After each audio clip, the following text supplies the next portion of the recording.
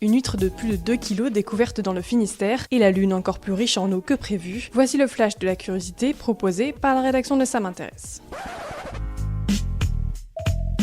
La différence entre l'homme des cavernes et nous, c'est le résultat de la science. Et ce n'est pas une opinion, c'est de la science. Notre monde n'est pas si moche. Elle fait 22 cm de long, 14 cm de large, 11 d'épaisseur et pèse près de 2,2 kg. Alors que les huîtres pèsent en moyenne 80 grammes, c'est un spécimen hors norme qu'un ostréiculteur a remonté dans le Finistère mi-octobre. L'ostréiculteur a estimé qu'elle pourrait rentrer dans le Guinness des records, mais il ne s'agit cependant pas de l'huître la plus grosse du monde. Le record a été atteint il y a 2 ans, en presqu'île de Crozon, avec une huître pesant 2,6 kg et faisant 35 cm de long. Super, j'adore. Alors écoute-moi bien, je vais essayer d'être clair avec toi. Ouais, génial.